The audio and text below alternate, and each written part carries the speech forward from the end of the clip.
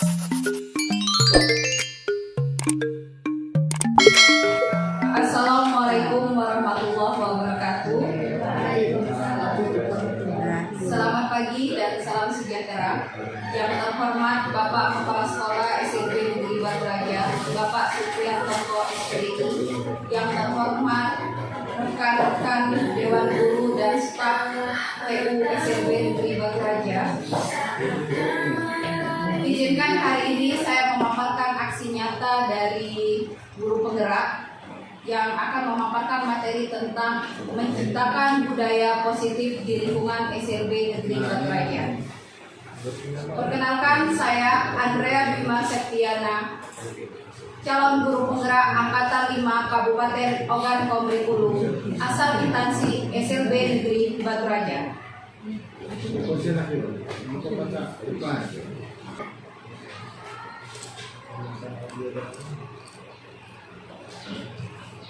Di dalam budaya positif mempunyai bagian-bagian, yaitu salah satunya disiplin positif dan nilai kebajikan universal.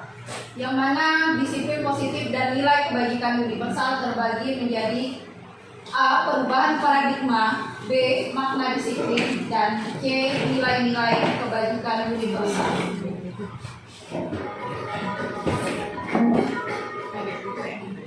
Yang pertama, perubahan paradigma. Di sini terbagi menjadi 1. Ilustrasi guru mengontrol murid, 2. Ilustrasi bahwa semua perbuatan positif efektif dan bermanfaat, 3. Ilustrasi bahwa kritik dapat membuat merasa bersalah, dapat menguatkan karakter, 4. Ilusi bahwa orang dewasa memiliki hak untuk memaksa.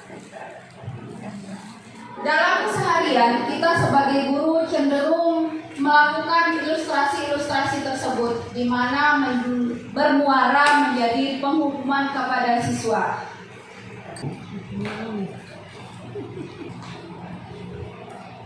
Seharusnya kita sebagai guru harus bermetamorfosis dari paradigma stimulus respon menuju teori kontrol, seperti yang dikemukakan oleh Stephen R. Covey, Principle Center Leadership pada tahun 1991, mengatakan bahwa bila kita ingin membuat kemajuan perlahan, sedikit-sedikit ubahlah sikap atau perilaku Anda. Namun, bila kita ingin memperbaiki cara-cara utama kita, maka kita perlu mengubah kerangka acuan kita. Ubahlah bagaimana Anda melihat dunia, bagaimana Anda berpikir manusia, ubahlah paradigma Anda, skema pemahaman dan penjelasan aspek-aspek tertentu tentang realitas. Jadi maksudnya di sini kita sebagai guru, apalagi kita mengajar anak berkebutuhan khusus, kita tidak boleh memberikan, misalnya salah satu contoh yaitu ilustrasi bahwa kritik dapat membuat orang merasa bersalah dan menguatkan karakter. Jika kita selama ini berpikir ketika kita memberikan pada siswa itu merasa bersalah ketika dia melakukan kesalahan, maka yang tercipta siswa itu akan selalu dihantui rasa bersalah. Ketika dia memulai sesuatu, maka berpikir saya benar atau tidak yang saya lakukan, seperti itu. Nah, ilustrasi seperti itu harus dihapuskan dari pemikiran kita sebagai seorang pendidik.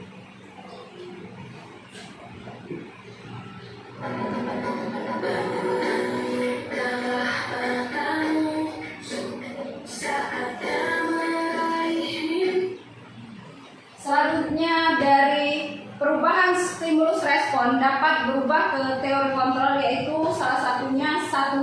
Realitas kebutuhan kita sama, bahwa kita berpikir anak ABK juga mempunyai kebutuhan yang berbeda-beda. Jadi stop berpikir bahwa setiap anak itu mempunyai kebutuhan yang sama. Yang kedua, semua orang melihat hal yang sama. Stop stimulus respon seperti itu, kita rubah menjadi setiap orang memiliki gambaran yang berbeda, bahwa setiap anak-anak didik yang kita didik mempunyai gambaran pemikiran berbeda tentang apa materi yang kita sampaikan, seperti itu. Selanjutnya, kita mencoba mengubah orang agar berpandangan sama dengan kita. Kita juga harus merubah stimulus tersebut, dirubah menjadi kita berusaha memahami pandangan orang lain tentang dunianya, bahwa di sini kita menyelami anak didik kita untuk lebih mengerti apa dunia mereka, untuk lebih memahami apa yang mereka butuhkan pada saat kita memberikan materi.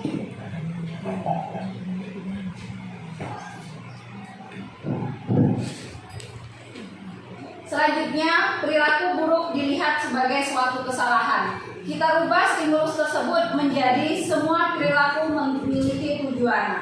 Di sini, setiap anak melakukan kesalahan memang tidak dibenarkan. Namun, di balik kesalahan yang mereka buat, terkadang ada hal-hal yang dapat kita tarik, yaitu perilaku mereka memiliki tujuan tertentu. Seperti itu. Selanjutnya, makna disiplin. Disiplin dimaknai sebagai sesuatu yang dilakukan seseorang pada orang lain untuk mendapatkan kepatuhan. Ki Hajar Dewantara menyatakan di mana ada kemerdekaan, di situ harus ada disiplin yang kuat. Sungguh pun disiplin itu bersifat self-disiplin, yaitu kita sendiri yang menciptakan kita dengan sekeras-kerasnya, tetapi itu sama saja. Sebab jikalau kita tidak ada cara melakukan self-disiplin, wajiblah penguasaan lain mendisiplinkan diri kita, dan peraturan berpikir itu harus ada dalam suasana yang merdeka. Maksud dari pernyataan Ki Hajar Dewantara itu yaitu bahwa untuk mencapai suatu kemerdekaan dalam konteks pendidikan, terutama anak berkebutuhan khusus, kita harus menciptakan murid yang merdeka. Yang syarat utamanya yaitu harus ada disiplin yang kuat. Kita tetap memberikan kelonggaran untuk anak didik kita.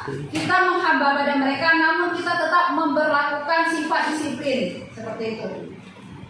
Di mana di sini disiplin diri ditujukan untuk memiliki motivasi internal yang ada pada diri siswa, membangun motivasi internal dalam setiap diri dan individu siswa kita. Karena jika tidak memiliki motivasi internal, maka pihak lain, pihak eksternal akan mudah mempengaruhi dari pola pikir peserta didik kita. Seperti itu.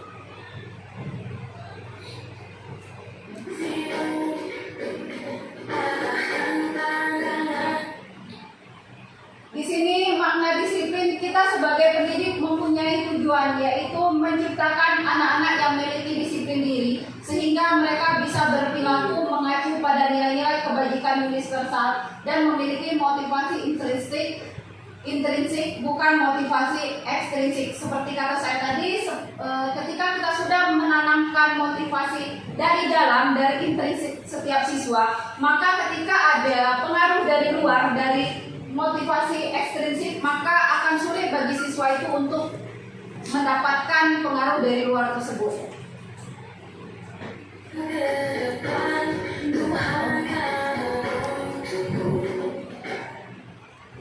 Selanjutnya, nilai-nilai kebajikan universal. Nilai-nilai kebajikan universal yaitu nilai-nilai kebajikan yang sifatnya positif manusia, yang merupakan tujuan mulia yang ingin dicapai setiap individu. Maksudnya di sini yaitu setiap manusia kita mempunyai nilai-nilai positif, dan dari nilai positif tersebut maka akan tercipta suatu tujuan mulia yang diinginkan dari setiap individu. Walaupun terkadang pada prakteknya ada nilai-nilai negatif, namun ketika sudah tertanam nilai positif dari siswa, maka sifat-sifat positif akan cenderung muncul pada setiap individu siswa.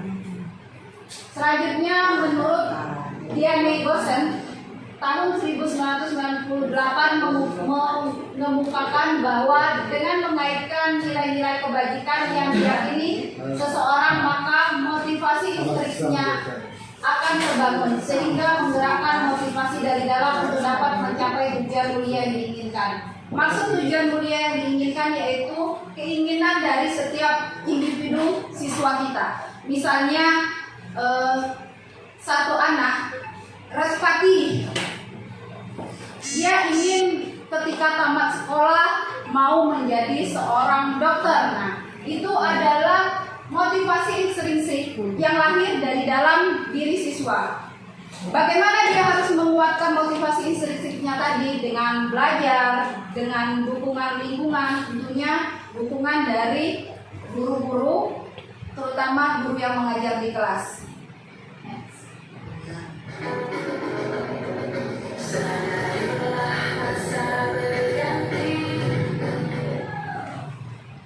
Nilai-nilai kebajikan universal terbagi ke dalam satu, profil pelajar Pancasila seperti yang diharapkan oleh Bapak Pendidikan Ki Hajar Dewantara. Yang kedua, sikap murid. Yang ketiga, 9 pilar karakter. Yang keempat, petunjuk seumur hidup dan keterampilan hidup. Yang kelima, the virtuous project atau proyek nilai-nilai kebajikan.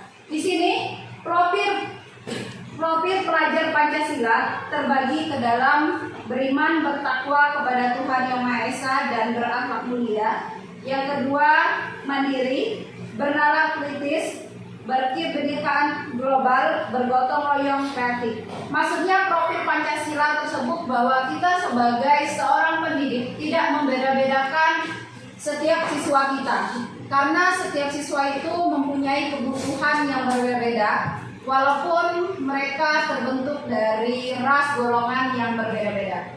Selanjutnya, sikap murid. Sikap murid di sini ada toleransi, rasa hormat, integritas, mandiri, menghargai, antusias, empati, keingintahuan, kreativitas, kerjasama, percaya diri, komitmen, kesabaran, keteguhan hati, kehormatan, memiliki rasa humor, berinisiatif, integritas, pemecahan masalah, sumber pengetahuan, tanggung jawab, dan persahabatan. Begitu banyak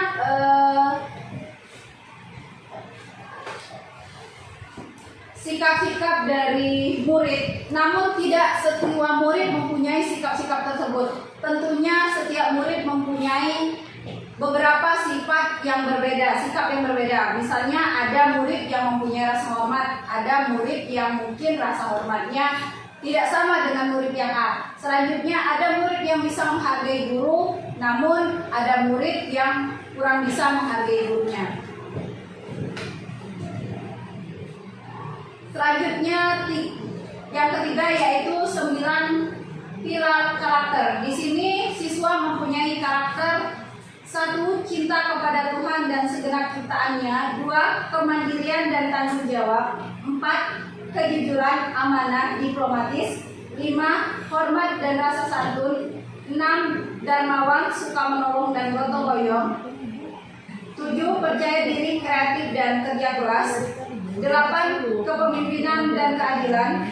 9. Baik dan rendah hati. 10. Toleransi dan kedamaian serta kesatuan. Baiklah, di sini saya ingin menanyakan kepada salah satu dewan guru, ingin bertanya, salah satu siswa di kelasnya mempunyai dari 9 karakter ini mempunyai karakter apa saja? Permisi Ibu Parmini. Dari 9 ini ya banyak rasanya bener. lain-lain ya, satu ada dari 9 ini di salah satu anak itu paling ada 2 atau 3 di antaranya ya, tidak semuanya 9 itu ada semua. Paling satu anak itu ada yang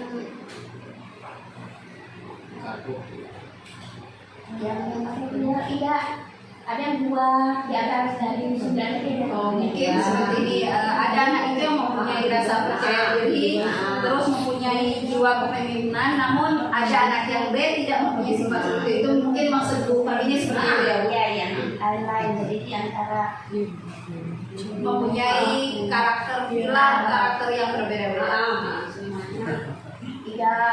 tidak sama. Hanya dari 9 ini satu anak itu ada yang 3 dari situ ada yang 2. Tidak mencakup semua itu ada semua. Kalau di anak kami atau kalau yang lain ya. Terima kasih Ibu Parmini atas jawabannya.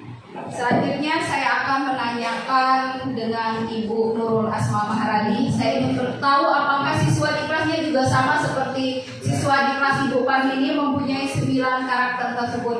Kalau Ibu Parmini tadi siswanya ada yang mempunyai 2 pilar, namun siswa yang lain mempunyai 2 pilar yang berbeda. Saya akan lanjut ke kelas Ibu Nurul Asma Maharani. Apakah siswanya mempunyai karakter pilar yang berbeda atau dominan sama seperti itu? Baiklah Ibu Nurul Asma Maharani. Di sini kan ada 9 pilar dari karakter siswa. Apakah siswa di kelas Ibu dominan mempunyai karakter yang sama atau berbeda-beda? Setiap anak berbeda-beda karakternya. Misalnya dicontohkan siswanya siapa mempunyai karakter pilar seperti apa menurut Ibu Nurul Asma Maharani? Kalau Obima itu Oh ya, misalnya siswa yang bernama Obima, ya dia mempunyai karakter pilar seperti apa Ibu Nurul? suka menolong, gotong royong, percaya diri juga, baik hati.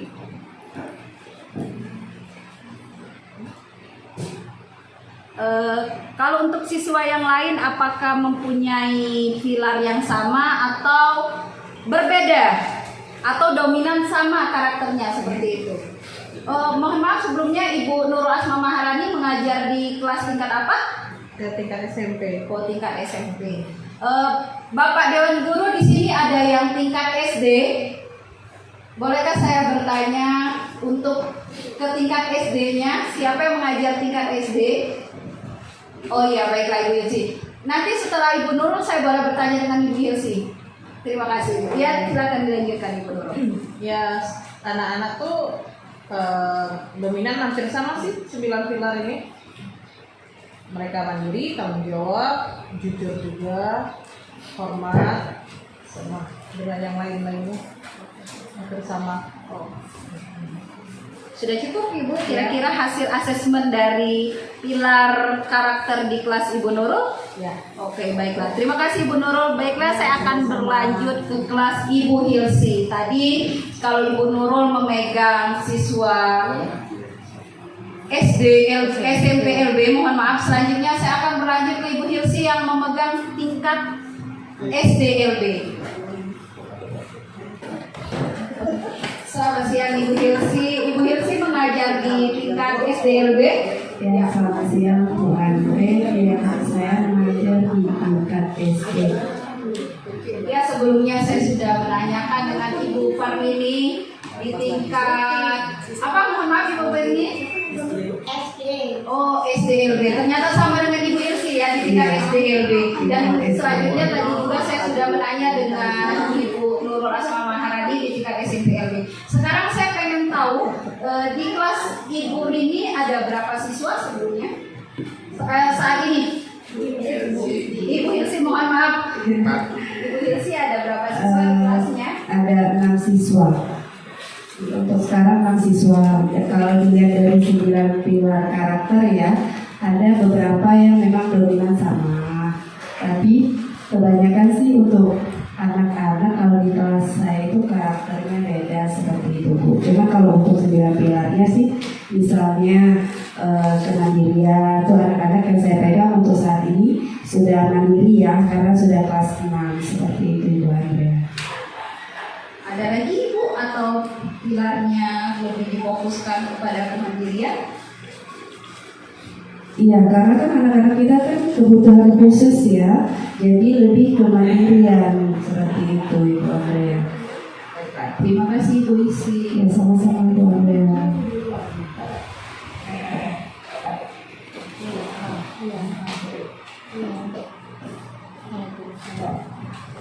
Ya, terima kasih saya ucapkan atas responnya dari Ibu Parmini, Ibu Nurul Asma Mahari, dan Ibu Hisi. Selanjutnya saya akan berlanjut ke poin 4 dari nilai-nilai kebajikan universal, yaitu petunjuk seumur hidup dan keterampilan hidup. Di sini keterampilan hidup yaitu 1. Dapat dipercaya, 2. Lurus hati, 3. Pendengar yang aktif, 4. tidak merendahkan orang lain, dan 5 memberikan yang terbaik dari diri. Selanjutnya petunjuk hidup, yaitu 1 peduli, 2 penalaran, bekerja sama, 4 keberanian, 5 keingintahuan, 6 usaha, 7 keluasan, 8 berorganisasi. Selanjutnya 9 kesabaran, 10 keteguhan hati, 11 kehormatan, 12 memiliki rasa humor, 13 berinisiatif, 4 integritas, 5 pemecahan masalah, 6 sumber pengetahuan, 7 tanggung jawab, dan terakhir persahabatan. Di sini saya akan melemparkan kepada Bapak Ibu guru sebuah pertanyaan. Dari keterampilan hidup dan petunjuk hidup, apakah salah satu siswa di kelasnya mempunyai sifat keberanian dan keingintahuan? Apakah ada siswanya yang mempunyai sifat keberanian dan keingintahuan yang tinggi seperti itu? Ya, Bapak Ibu guru, mohon raise hand-nya, tunjuk tangannya. Yang Ibu Lia, apakah siswa di kelasnya mempunyai keberanian dan petunjuk hidup, keingintahuan yang tinggi siswa di kelasnya? Apakah Ibu mendapati dari hasil pengajaran selama ini di kelas, siswa saya mempunyai keberanian dan rasa keingintahuan? Apakah ada seperti itu siswanya? Kalau untuk siswa yang kelas saya ada itu ada beberapa siswa yang ingin tahu. Kalau untuk keingintahuan yang lebih tinggi tadi, untuk anak SMA MB itu tidak terlalu, Masih kurang ya, tapi dia mempunyai keberanian ya. rasa keingintahuan seperti itu. Terima kasih Ibu Lia atas responnya. Yang terakhir yaitu nilai-nilai kebajikan universal tentang proyek nilai-nilai kebajikan. Di sini dari rasa peduli, rajin, integritas, dan rasa hormat. Peduli mempunyai bagian-bagian lagi, yaitu salah satunya kebersihan, komitmen, belas kasih, percaya diri. Dan rajin mempunyai bagian-bagian keberanian, kreatif, semangat, kedermawanan. Selanjutnya integritas mempunyai bagian-bagiannya, antara lain kebahagiaan, keadilan, baik hati, kesetiaan, bersahaja. Selanjutnya rasa hormat mempunyai bagian-bagiannya, yaitu rasa tanggung jawab, pengabdian, bijaksana, bersyukur, dan toleransi. Kita percaya bahwa setiap anak didik itu mempunyai nilai-nilai kebajikan universal. Walaupun seperti disebutkan tadi, tiap anak itu ada dominan yang mempunyai sikap yang sama, namun ada juga sikap yang berbeda tiap individunya.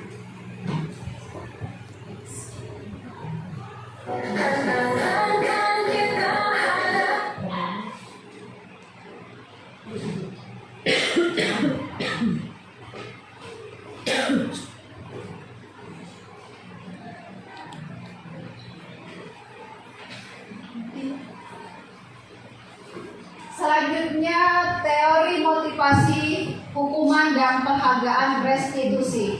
Di sini yang pertama ada motivasi perilaku manusia, yang kedua hukuman dan penghargaan, yang ketiga dihukum dan penghargaan, yang keempat restitusi, sebuah pendekatan untuk menciptakan disiplin positif. Nah, saya kembalikan lagi kepada Bapak Ibu guru, saya ingin bertanya, apakah yang selama ini diterapkan di kelas pada saat mengajar? Apakah penghukuman, apakah motivasi perilaku manusia, atau dihukum oleh penghargaan, atau restitusi sebuah pendekatan?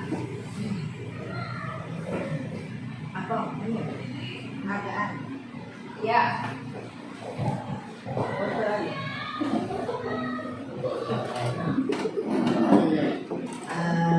kalau di kelas saya kebetulan dia tunarungu untuk anak B itu biasanya penghargaan berupa kalimat pintar, hebat, itu memang harus karena untuk menambah semangat untuk besok hari dia belajar. Ya. Jadi menerapkan penghargaan. Untuk Ya. penghukuman tidak pernah diterapkan selama ini di kelas ya Bu, ketika siswa melakukan sebuah kesalahan. Kalau hukuman saya tidak, paling dia pembersihan, nyapu kelas. Jadi untuk disiplin diri mereka. Lebih kepada konsekuensi seperti Ya. itu. Ketika mereka Komitmen. melakukan sebuah kesalahan, maka Ya. bukan penghukuman, tetapi lebih kepada konsekuensi Ya. seperti itu yang Ya. diterapkan. Jadi membuat anak besoknya dia akan termotivasi untuk kembali ke sekolah, semangat lagi gitu. Jadi tidak ada anak itu males ke sekolah, tapi semangat karena besok dia akan mendapatkan penghargaan lebih tinggi. Ya, bagi saya anak SMP itu dia harus punya prestasi ya. Dari prestasi kita harus banyak ngasih reward mereka gitu. Walaupun hanya berupa kalimat itu aja. Terima kasih dengan Ya. Ibu siapa Ibu? Ibu Yurike. Oh Ibu Yurika. Iya. Terima kasih Ibu Yurika Santi. Sama-sama Ibu Andrea. Sukses ya Bu.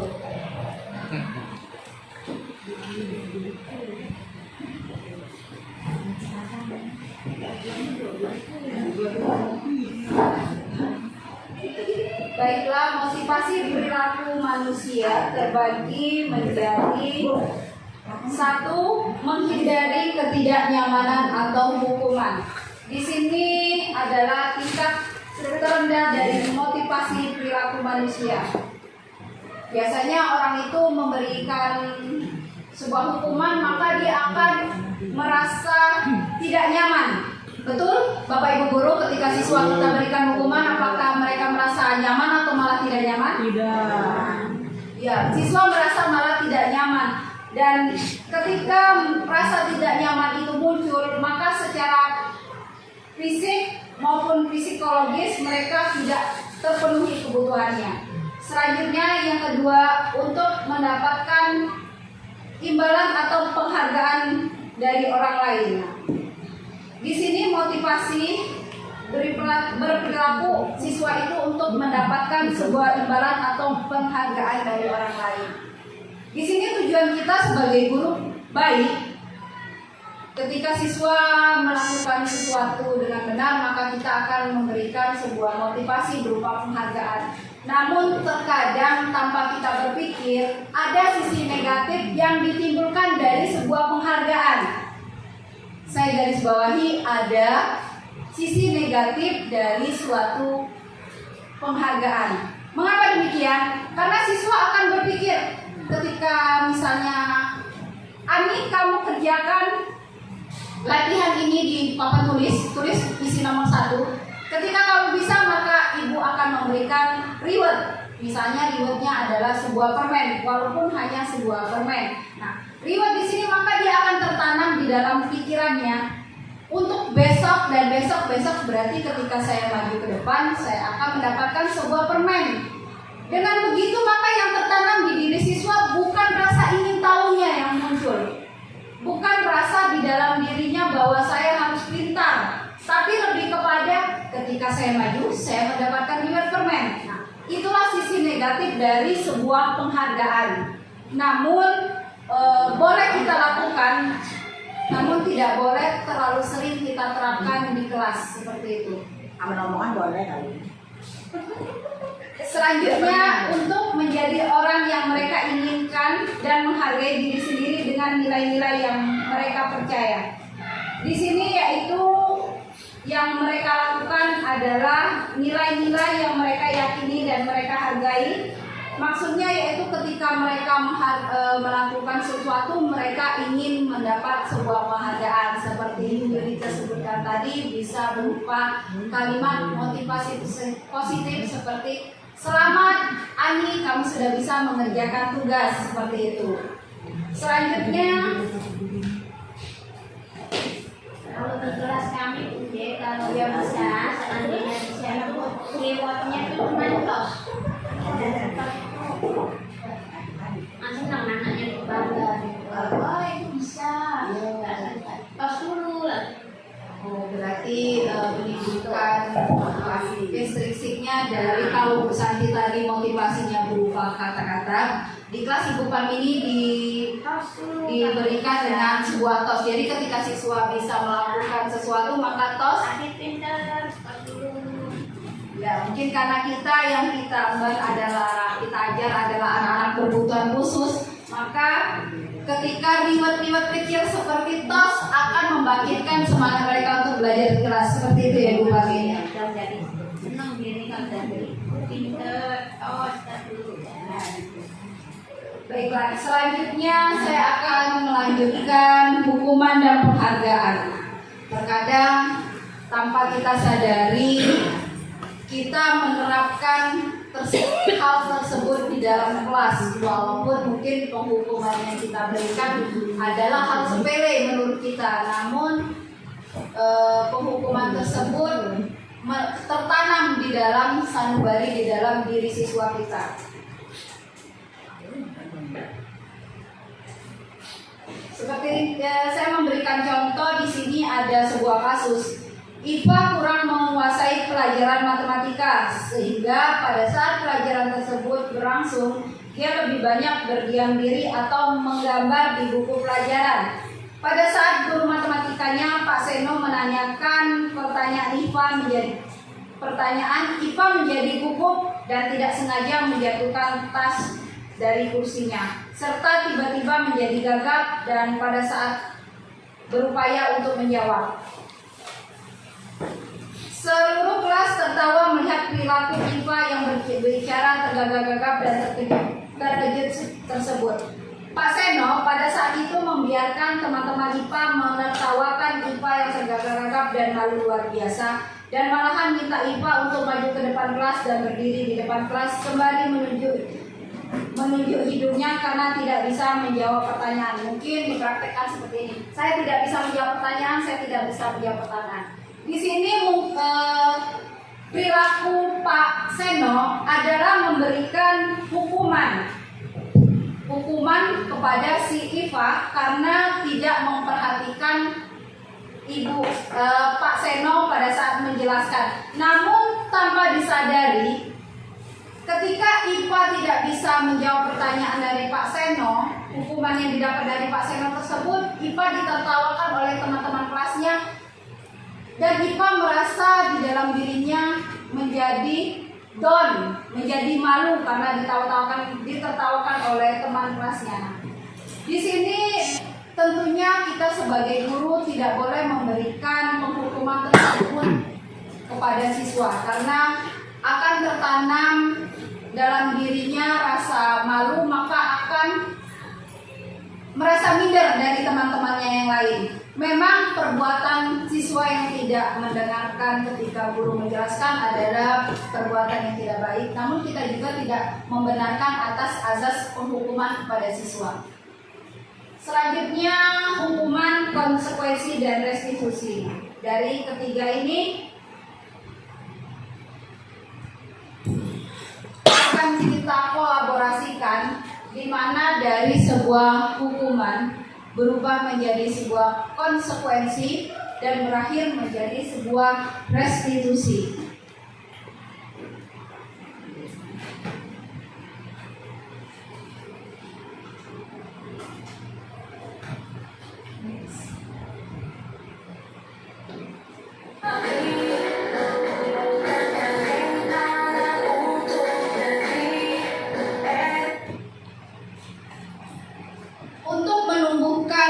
Rasa positif dalam diri siswa, tentunya kita membuat keyakinan kelas.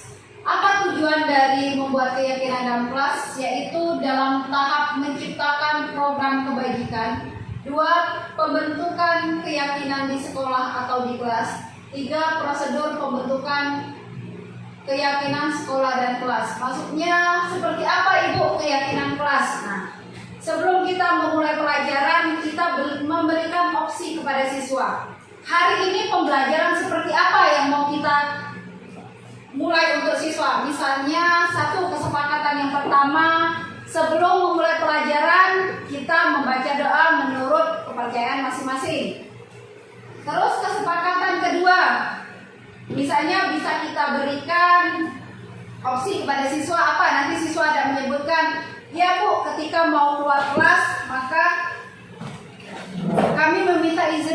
dahulu kepada ibu guru yang sedang mengajar. Selanjutnya ketika ingin bertanya Bu, maka kami mengajukan jari terlebih dahulu, tangan. Saya tuh mau bertanya seperti itu. Nah, keyakinan kelas seperti itu kita berikan kepada siswa, di mana di awal pembelajaran tujuannya apa? Untuk memotivasi siswa untuk semangat dan menanamkan nilai positif disiplin di dalam diri siswa. Jadi ketika di awal sudah diingatkan kesepakatan bersama, bukan hanya guru yang membuat, tapi siswa juga menyepakati, maka sampai akhir pelajaran siswa akan mengingat apa kesepakatan yang telah dibuat di awal pembelajaran.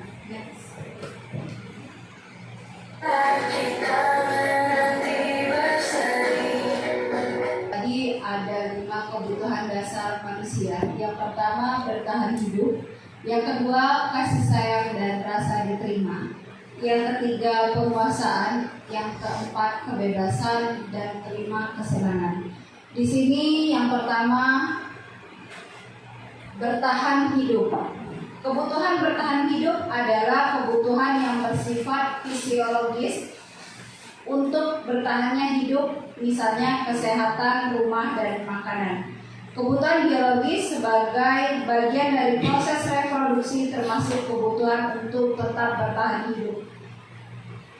Di sini ada contoh, yaitu ketika Doni ditanya oleh Ibu Ambar karena ia lapar dan orang tuanya tidak membawa bekal makan siang, maka Doni tidak bisa memenuhi kebutuhan biologisnya, yaitu kebutuhan untuk bertahan hidup, memperoleh makanan.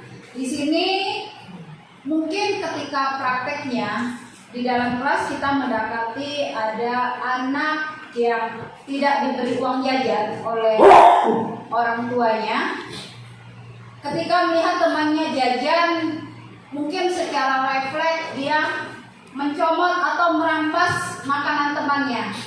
Di sini yang dapat kita garis bawahi, kebutuhan untuk bertahan hidup dari si anak tadi tidak terpenuhi karena orang tuanya tidak memberikan uang jajan, sehingga perilakunya melakukan perilaku negatif, yaitu merampas makanan milik temannya. Selanjutnya, kasih sayang dan rasa terima atau kebutuhan untuk diterima. Yang dalam kebutuhan ini yaitu kebutuhan psikologis, di mana kebutuhan dari setiap anak itu membutuhkan untuk disayangi dan diterima, baik kebutuhan dalam hubungan antar koneksi sosial ataupun dalam menerima kasih sayang dari sebagian kelompok. Terkadang ada sifat negatif perilaku negatif yang ditimbulkan dari siswa yang tanpa kita sadari bahwa siswa tersebut membutuhkan kebutuhan kasih sayang dan rasa terima. Misalnya, seorang siswa dia setiap hari ketika guru menjelaskan pelajaran, maka dia acuh tak acuh. Dia sibuk dengan kegiatannya sendiri. Secara manusiawi mungkin kita akan emosi melihat anak-anak seperti itu. Kita sudah capek-capek menjelaskan materi di depan, namun siswa tersebut sibuk dengan pekerjaannya sendiri. Namun di balik itu, ketika kita menggali lagi kenapa anak tersebut melakukan sikap seperti itu, ternyata anak tersebut di rumah ada permasalahan dengan orang tuanya, atau ketika guru tadi menjelaskan materi, dia tidak memahami apa materi yang dijelaskan oleh guru tersebut. Jadi si anak berbuat tingkahnya sendiri dengan harapan ketika dia berbuat dengan tingkahnya sendiri acuh tak acuh, maka guru tadi secara spontan pasti memperhatikan si anak. Kenapa si A tadi yang lain antusias memperhatikan materi dari guru, namun si anak tadi sibuk tiduran, si anak tadi sibuk mengobrol? Maka secara tidak langsung kita sebagai guru pasti spontan melihat ke anak. Kenapa Ani kamu tiduran? Ibu sedang menjelaskan materi di depan. Rasa yang ketika ditegur oleh guru tadilah, itulah rasa kasih sayang dan rasa terima yang mereka butuhkan. Seperti itu. Selanjutnya penguasaan atau kebutuhan pengakuan dan atas kemampuan. Nah, di sini berhubungan dengan kekuatan untuk mencapai sesuatu, menjadi kompeten, menjadi terampil, diakui atas prestasi dan keterampilan kita, didengar dan memiliki rasa harga diri. Terkadang kita sebagai seorang guru acap kali lalai memberikan sebuah motivasi, walaupun hanya motivasi yang sifatnya bersifat sederhana, seperti misalnya satu anak sudah bisa menjawab, maka kita ya silakan duduk. Nah, selanjutnya seharusnya kita memberikan motivasi seperti mungkin yang disebutkan oleh Ibu Yuri Kesanti atau Ibu Pamini tadi, berupa motivasi TOS.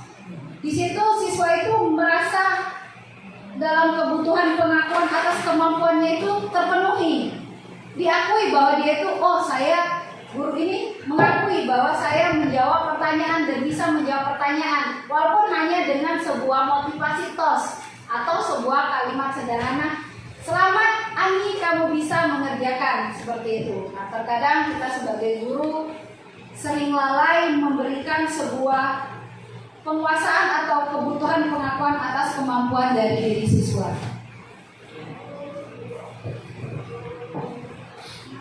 Selanjutnya kebebasan atau kebutuhan akan pilihan. Nah, di sini setiap anak itu mempunyai kebutuhan akan kemandirian, otonomi, memiliki pilihan dan mampu mengendalikan arah hidup seseorang. Anak-anak dengan kebutuhan kebebasan yang tinggi menginginkan pilihan.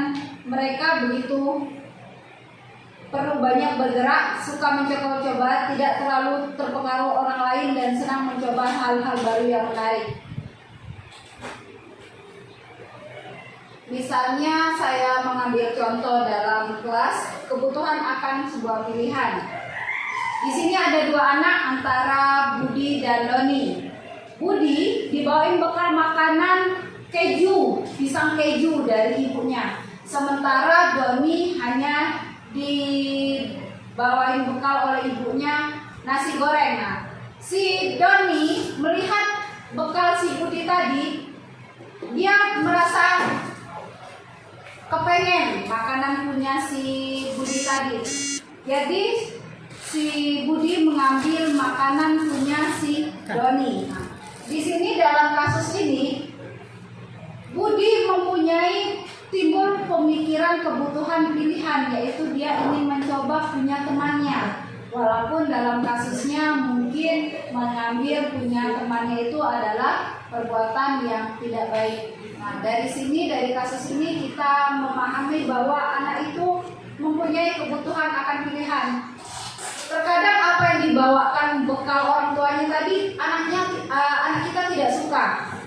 Nah, itu dalam contoh yang saya sebutkan, atau dalam contoh konkret kita dalam kelas, ketika kita menjelaskan materi, mungkin sebagian anak memahami atas materi yang kita jelaskan dengan pola penjelasan yang menyatat di papan tulis, mereka salah satu maju. Namun ada anak yang lain yang tidak bisa mengikuti materi pelajaran seperti itu. Nah, kita sebagai guru selayaknya memberikan sebuah pilihan atau memenuhi kebutuhan akan pilihan untuk anak-anak didik kita.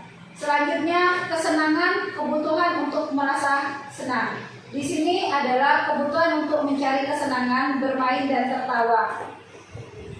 Kita di kelas ketika belajar sering ketika sudah fokus dalam materi untuk anak-anak tingkat besar, lalai bahwa anak itu butuh perenggangan dalam belajar.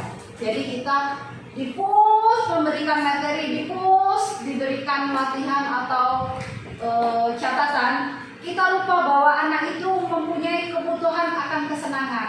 Jadi selayaknya kita sebagai guru ketika memberikan materi, kita selingin dengan sebuah game supaya tercipta kelas itu kelas yang mempunyai kesenangan, yaitu kita memenuhi kebutuhan untuk merasa senang dalam setiap individu anak.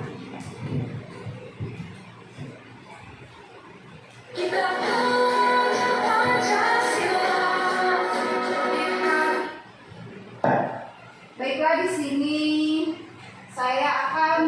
menjelaskan dari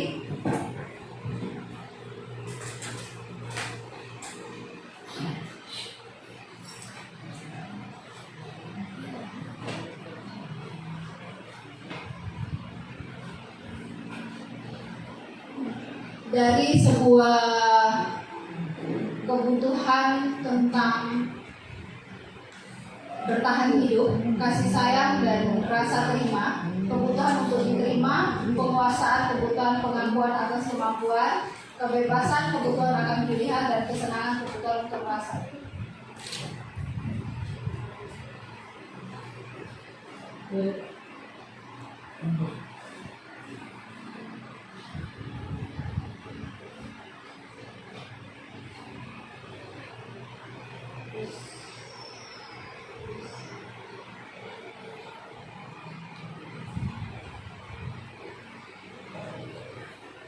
Hukuman dan penghargaan mempunyai pengaruh baik jangka pendek dan jangka panjang, di mana penghargaan efektif jika kita inginkan seseorang melakukan sesuatu yang kita inginkan dalam jangka waktu pendek. Jika kita menggunakan penghargaan lagi dan lagi, maka orang tersebut akan tergantung pada penghargaan yang diberikan serta kehilangan motivasi dari dalam diri setiap individu. Seperti yang saya sebutkan tadi, bahwa sebuah penghargaan terkadang mempunyai nilai negatif dan positifnya, tergantung pada pengaruh jangka pendek dan jangka panjangnya. Selanjutnya, penghargaan terkadang acap kali tidak efektif. Suatu penghargaan adalah suatu benda atau peristiwa yang diinginkan yang dibuat dengan syarat hanya jika Anda melakukan hal ini maka Anda akan mendapatkan sebuah penghargaan yang diinginkan. Seperti yang saya sebutkan tadi, bahwa pemberian sebuah penghargaan terkadang menimbulkan tidak efektif untuk diri anak.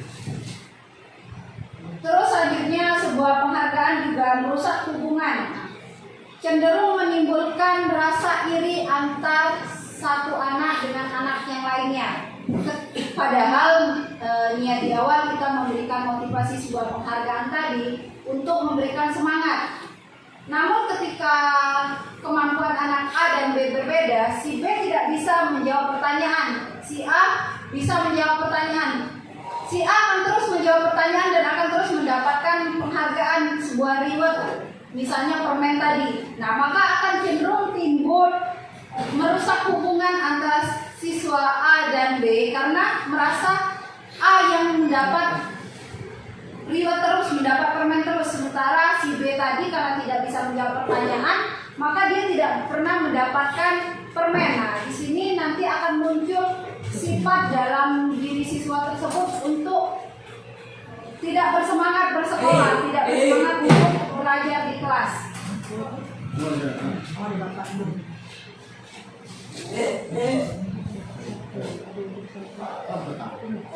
Selanjutnya, restitusi yaitu sebuah cara menanamkan disiplin positif pada diri murid. Restitusi adalah proses menciptakan kondisi bagi murid untuk memperbaiki kesalahan mereka sehingga mereka bisa kembali pada kelompok mereka dengan karakter yang lebih kuat. Di sini dibanding sebuah penghukuman dan penghargaan, maka restitusi yang lebih baik untuk kita terapkan dalam kelas. Mengapa demikian? Karena dalam sebuah restitusi kita bisa memperbaiki kesalahan siswa menjadi nilai positif dalam diri siswa tersebut.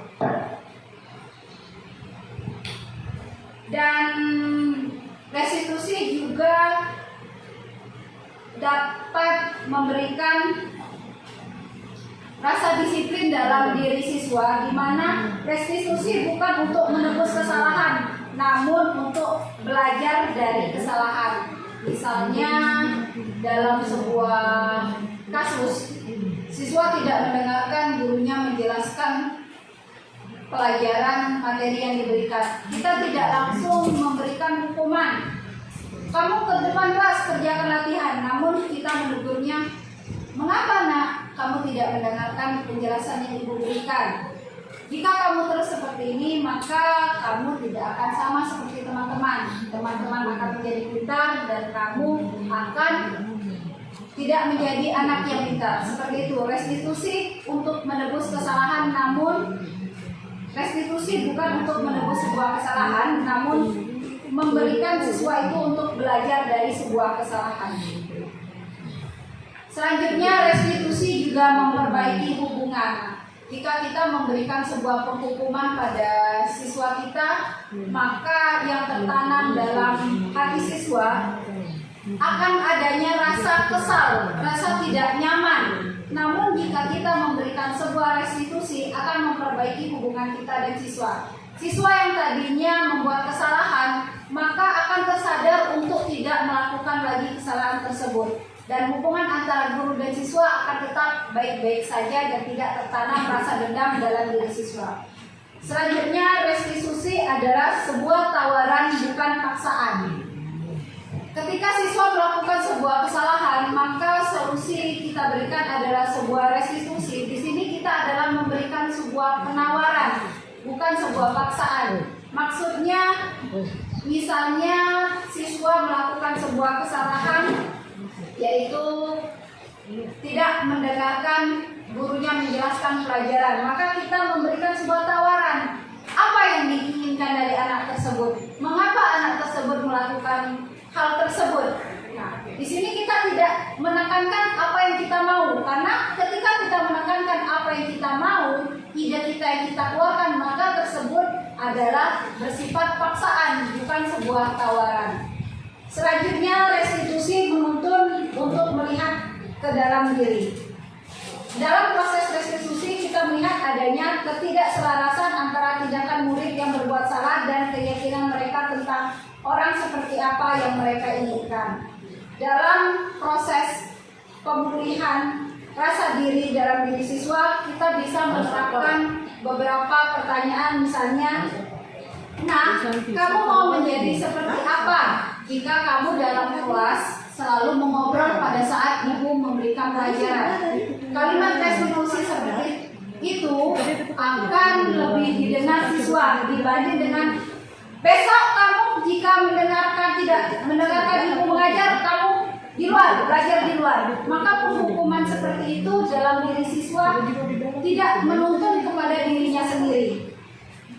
Atau bisa juga dengan kalimat, bagaimana kamu mau diperlakukan ketika kamu berbuat salah. Nah, maksudnya di sini dengan kalimat ini, ketika dia terus melakukan berbuat salah, bagaimana guru tersebut bisa senang dengan siswa tersebut. Hal itu yang akan ditanamkan pada diri siswa.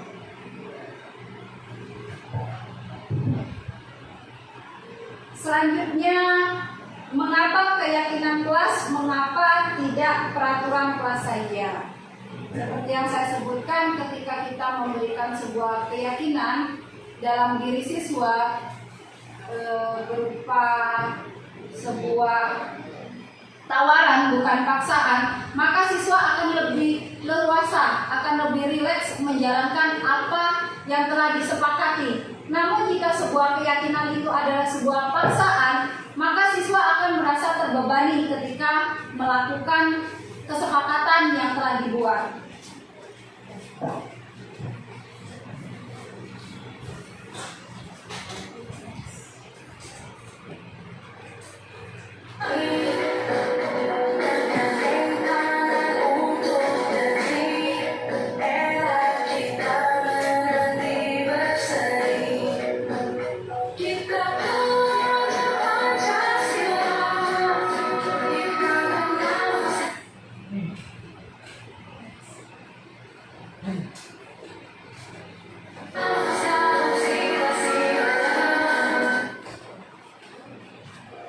Selanjutnya, dunia berkualitas. Dunia berkualitas Anda adalah tempat khusus dalam pikiran kita. Tempat Anda menyimpan gambaran representasi dari semua yang kita inginkan.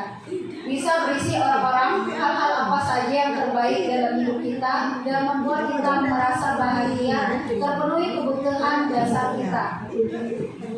Seperti yang saya sebutkan sebelumnya, ketika kita menanamkan sebuah penghukuman untuk siswa, maka yang tertanam dalam diri siswa adalah rasa kesal. Maka dunia dia ke depan dalam pikiran dia bahwa adalah guru tersebut adalah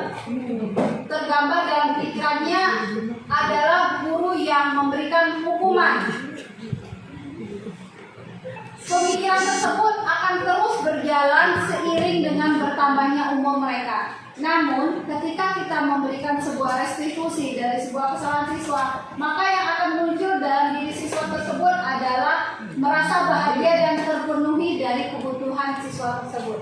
Next.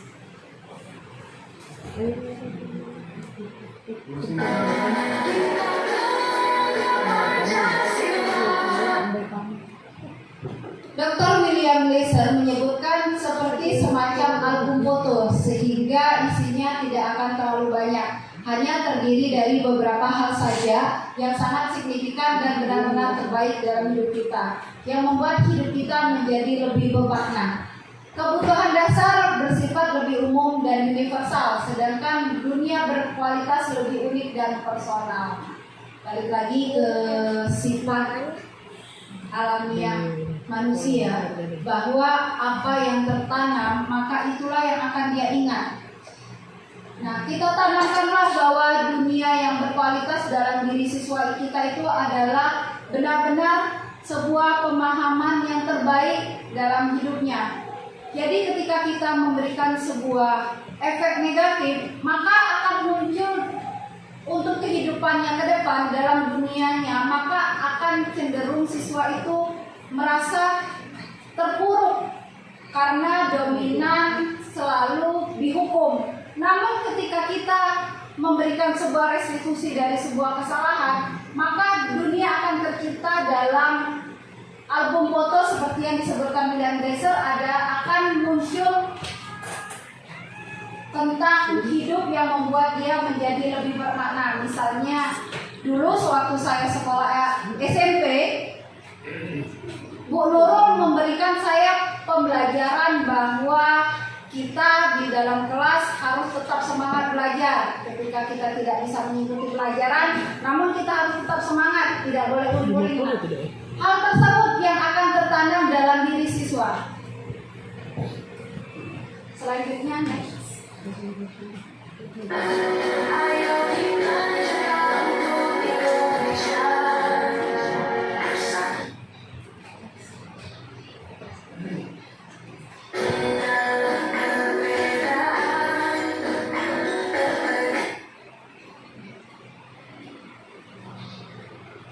Dunia berkualitas pada diri siswa diharapkan yang muncul dalam pikirannya ke depan adalah siapa saja orang-orang yang dia cintai, nilai-nilai kebajikan terpenting apa yang harus dia tanamkan.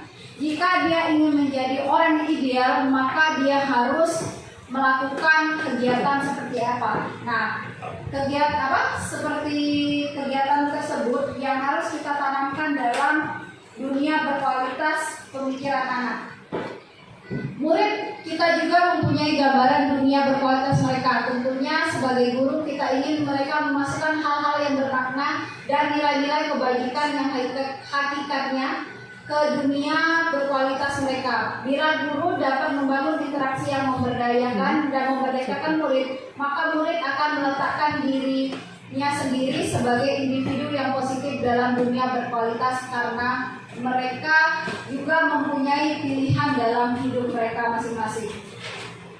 Di sini maksudnya ketika kita memberikan kemerdekaan dalam mereka belajar, memanusiawikan peserta didik kita, maka mereka akan tumbuh menjadi anak yang berkualitas, anak yang mempunyai positif disiplin dalam diri, anak yang mempunyai budaya positif disiplin. Dengan demikian, maka kita akan menciptakan sebuah generasi yang berkualitas.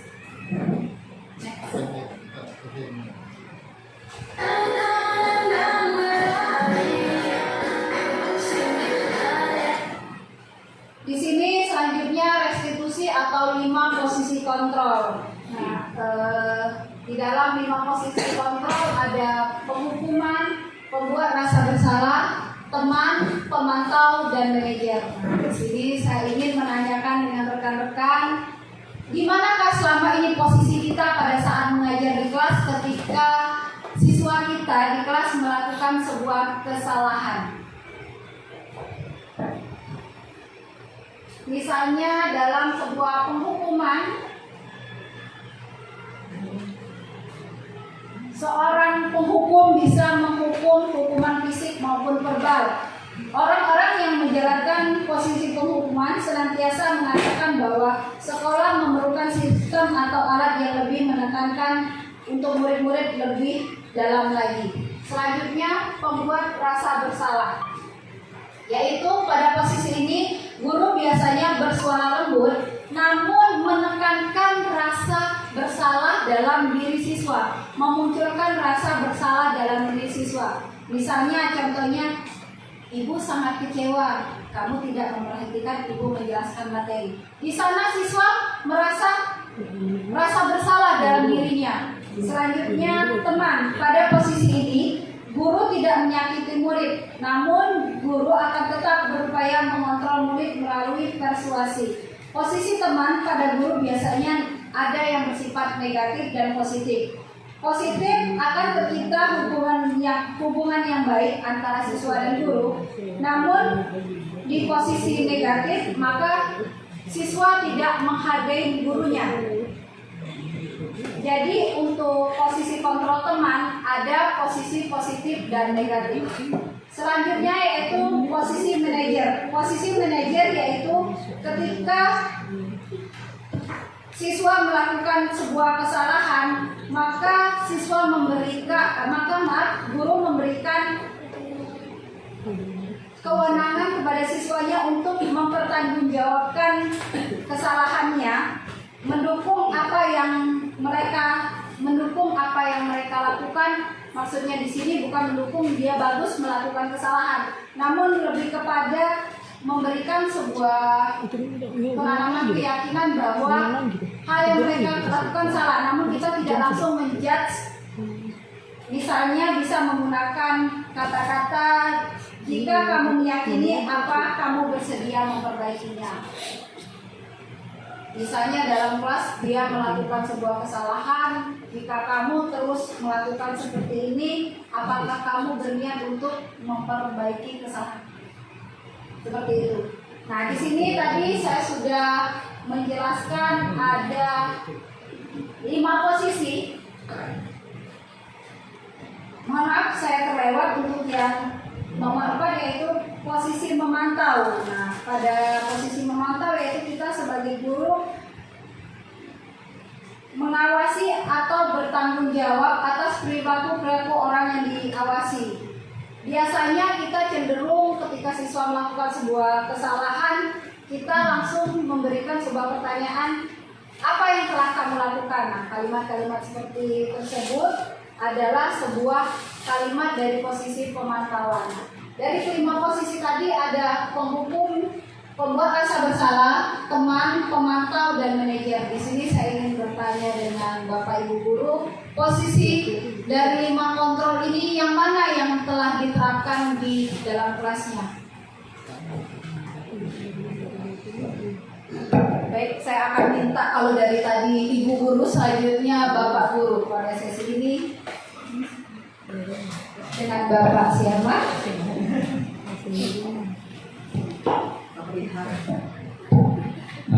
Nama saya Darmawan Yanto.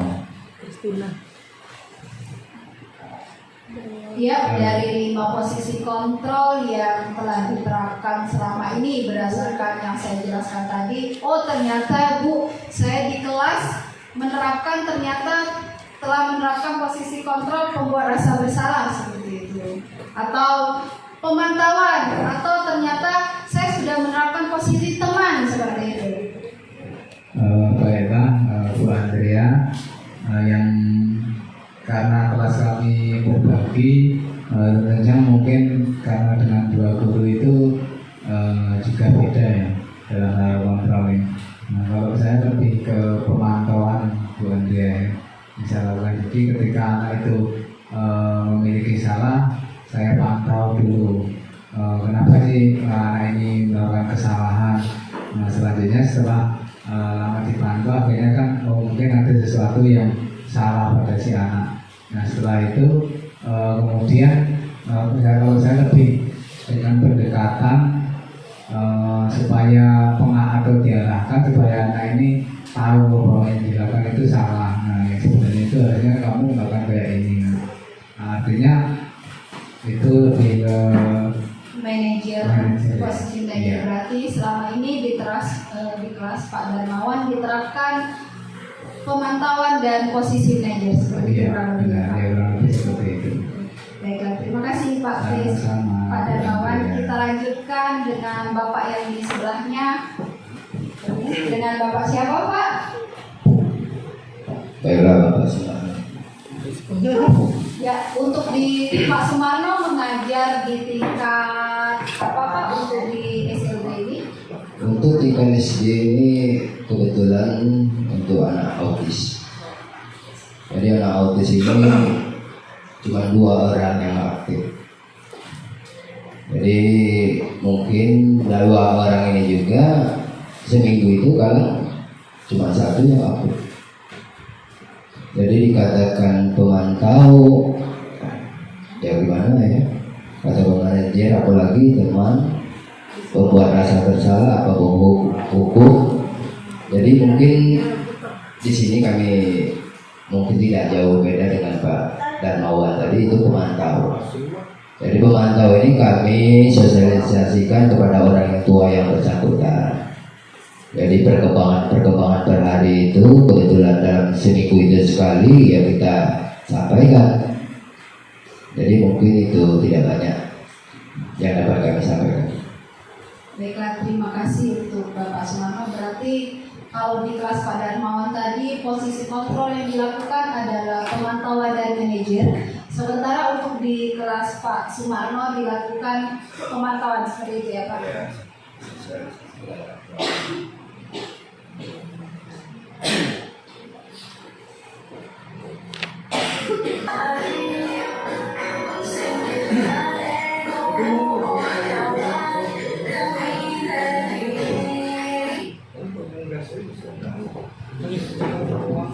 Segitiga restitusi. Di sini menurut Jan Nicholson dalam bukunya tentang restitution, Restructuring School Discipline tahun 2001 telah merancang sebuah tahapan untuk memudahkan para guru dan orang tua dalam melakukan proses untuk menyiapkan anaknya untuk melakukan sebuah restitusi yang bernama segitiga restitusi atau restitution triangle.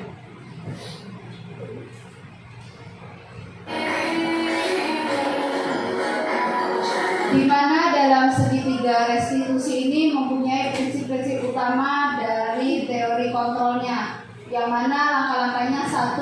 Menstabilkan identitas, 2. Validasi tindakan yang salah, 3. Menanyakan keyakinan. Dalam menstabilkan identitas mempunyai teori kontrol, yaitu kita semua akan melakukan hal yang terbaik yang bisa kita lakukan.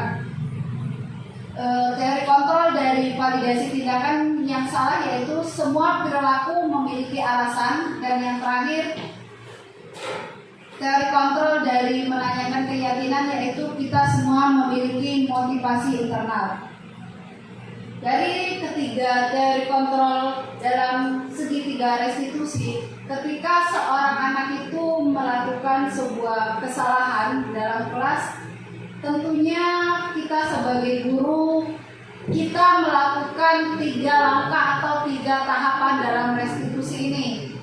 Yang pertama, kita stabilkan identitas, di mana kita menurunkan emosi anak terlebih dahulu. Kita menyelami anak mengapa mereka melakukan hal tersebut. Karena setiap anak itu jangan kita ambil dari sisi negatifnya, dari sisi kesalahan, karena anak juga mempunyai hal terbaik dalam hidupnya yang bisa mereka lakukan. Jadi jangan kita judge ketika mereka melakukan kesalahan. Selanjutnya, validasi tindakan yang salah. Ketika anak melakukan sebuah kesalahan, pasti dia mempunyai sebuah alasan dasar mengapa mereka melakukan hal tersebut. Dan selanjutnya, menanyakan keyakinan bahwa kita maupun anak didik kita mempunyai motivasi internal. Nah, dalam melakukan sebuah kesalahan pasti mereka mempunyai motivasi. Misalnya seperti yang saya contohkan di awal tadi, ketika sebuah kasus ada anak yang berebut makanan, Mungkin di sini motivasi internal dalam dirinya, dia ingin dilihat, dia ingin diperhatikan dari gurunya. Dengan diperhatikan, gurunya bertanya, mengapa mengganggu makanan temannya? Maka dia akan menjawab bahwa saya kepengen, saya mau mencicipi makanan tersebut. Dengan demikian, maka gurunya dapat menyampaikan kepada orang tuanya. Di sini maka motivasi internal dari anak berbuat kesalahan itu akan terkeluar dari keyakinan yang kita tanyakan kepada diri anak.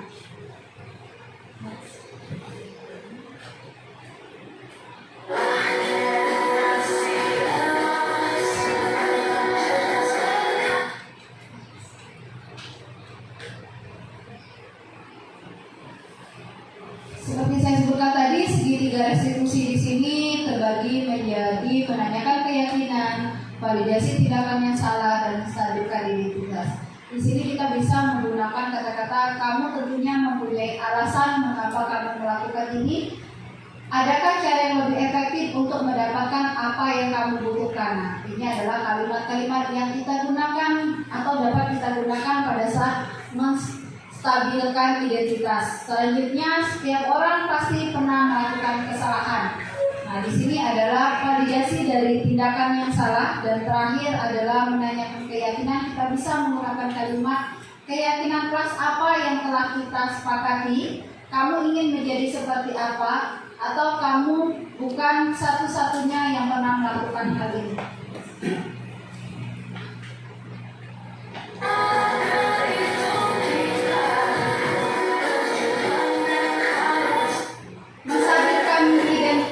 Menstabilkan identitas adalah bagian dasar dari segitiga yang bertujuan untuk mengubah identitas anak dari orang yang gagal karena melakukan sebuah kesalahan menjadi orang yang sukses. Dengan kita memberikan sebuah restitusi, menstabilkan identitas dia, identitas anak. Ketika anak melakukan kesalahan, maka yang muncul dalam diri anak itu saat melakukan kesalahan adalah berapi-api. Rasa egoisnya yang muncul. Nah, di sini kita sebagai guru menyelami dengan tujuan bahwa mengubah identitas anak dari orang gagal yang melakukan kesalahan menjadi orang yang sukses, yaitu mereka melakukan kesalahan namun untuk kedepannya tidak melakukan kesalahan lagi.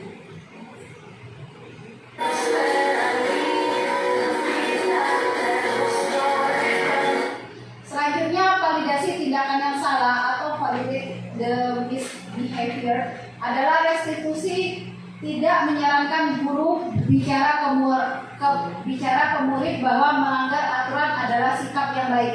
Tapi dalam restitusi guru harus memahami alasannya dan paham bahwa setiap orang pasti akan melakukan yang terbaik di waktu tertentu. Nah, di sini misalnya saya contohkan ketika seorang anak melakukan kesalahan, kita tidak langsung menjudge dengan kata-kata kamu telah berbuat kesalahan, besok jangan ulangi lagi. Nah, tapi lebih diperhalus menggunakan kata-kata mengapa kamu melakukan kesalahan, melakukan tindakan tersebut, bukankah tindakan tersebut tidak baik? Pastinya kamu mempunyai alasan. Ibu pengen tahu mengapa kamu melakukan tindakan ini. Bisakah kamu menjelaskan alasannya? Nah, di sini kita tidak membenarkan pelanggaran yang dilakukan oleh siswa, namun kita memberikan pemahaman bahwa setiap siswa melakukan sebuah kesalahan tentunya mempunyai sebuah alasan.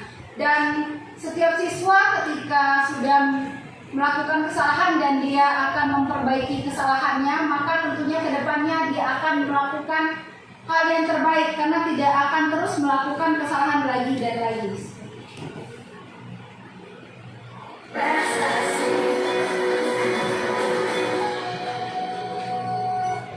Yang terakhir yaitu menanyakan keyakinan. Teori kontrol menyatakan bahwa kita pada dasarnya termotivasi secara internal.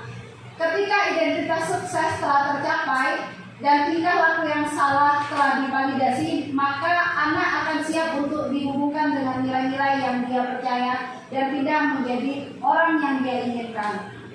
Seperti yang saya sebutkan tadi, ketika anak melakukan sebuah kesalahan, kita menegur dia, menstabilkan identitas. Selanjutnya kita validasi mengapa anak tersebut melakukan kesalahan. Selanjutnya kita tanyakan keyakinan apa yang akan mereka lakukan ke depan. Nah, dengan demikian harapan kita anak-anak tidak akan melakukan atau mengulangi kesalahan yang sama lagi. Namun jika kita memberikan sebuah penghukuman, maka yang tertanam dalam diri anak adalah rasa dendam, dan bukan malah efek jera pada diri anak. Tapi ketika kita menggunakan segitiga restitusi pada diri anak, maka anak akan merasa percaya diri dan dia akan berpindah menjadi orang yang lebih baik.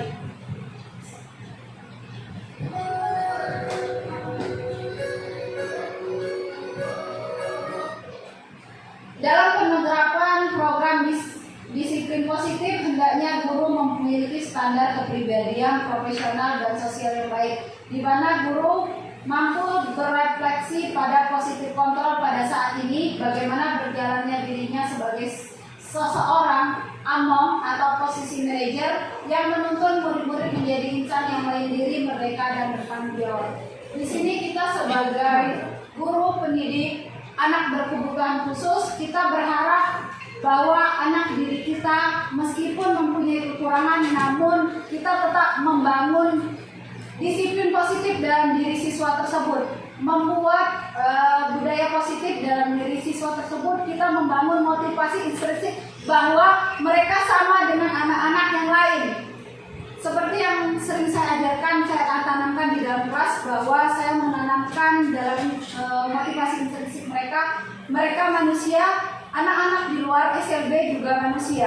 Anak-anak di luar makan nasi, mereka juga makan nasi. Di sini yang ingin saya tanamkan bahwa mereka juga berhak mendapatkan pendidikan yang sama, dan mereka juga berhak untuk mendapatkan pilihan dalam hidup mereka.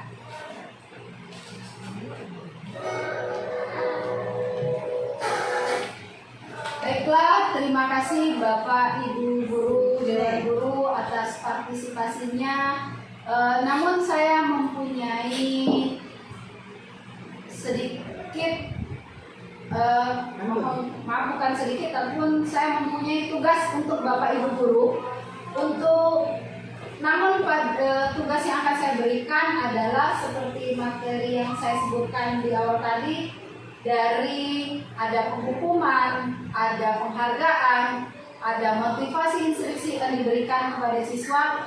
Yang saya inginkan untuk 1 pekan ke depan, Bapak Ibu Guru mengasesmen apa yang selama ini telah Bapak Ibu Guru terapkan. Dan selanjutnya dari yang telah diterapkan tadi, maka kita berpindah menjadi restitusi segitiga. Jadi ketika melakukan sebuah kesalahan, maka Bapak Ibu Guru untuk dari sekarang menerapkan restitusi segitiga, dan 1 pekan ke depan saya akan menanyakan apa hasil dari asesmen Bapak Ibu. Ya Bapak Ibu Guru, ini ada salah satu video saya yang kemarin saya buat untuk tugas dan edukasi kontekstual, di mana saya menerapkan segitiga restitusi. Nah, di sini dalam tersebut saya melakukan segitiga restitusi dengan salah satu siswa saya, yaitu Lili, di mana kasusnya Lili ketika saya memberikan materi pelajaran, ketika saya memberikan sebuah latihan, Lili cenderung mengobrol dengan temannya, sehingga ketika waktu jam pelajaran berakhir maka tugas tersebut tidak selesai. Nah, di sini saya memberikan pendampingan penerapan segitiga restitusi kepada diri Lili sebagai siswa saya, supaya tidak melakukan lagi kesalahan yang sama, dan berharap kedepannya keyakinan yang timbul adalah semangat dalam diri Lili untuk berubah menjadi lebih baik. Selamat menyaksikan.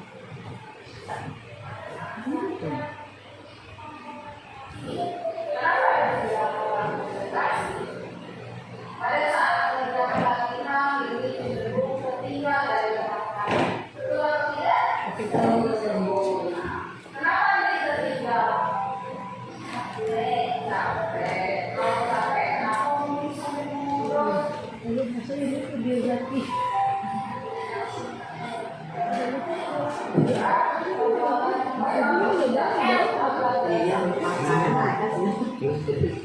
Ini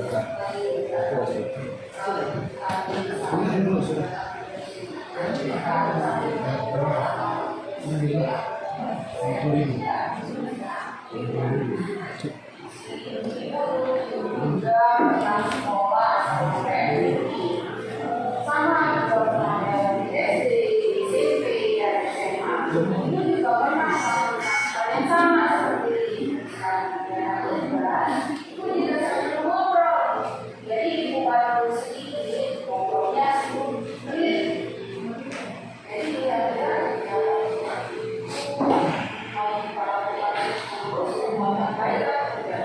Nah, di sini saya sudah menanyakan tentang validasi dari kesalahan yang dibuat oleh Nuri pada saat jam pelajaran.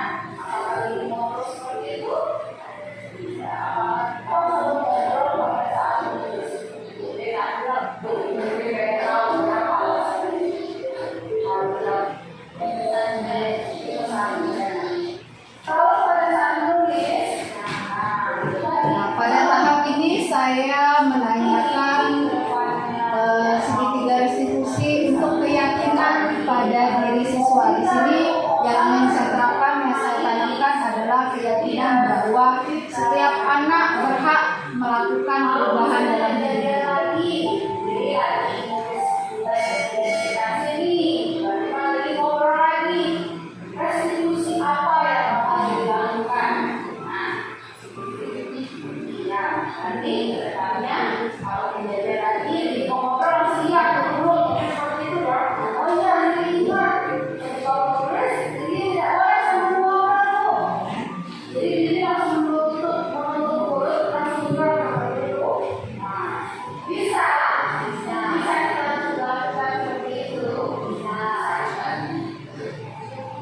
Itu adalah salah satu motivasi intrinsik yang ingin saya tanamkan dalam diri siswa, dan di sini saya juga menerapkan manajer dalam menangani kasus anak didik saya.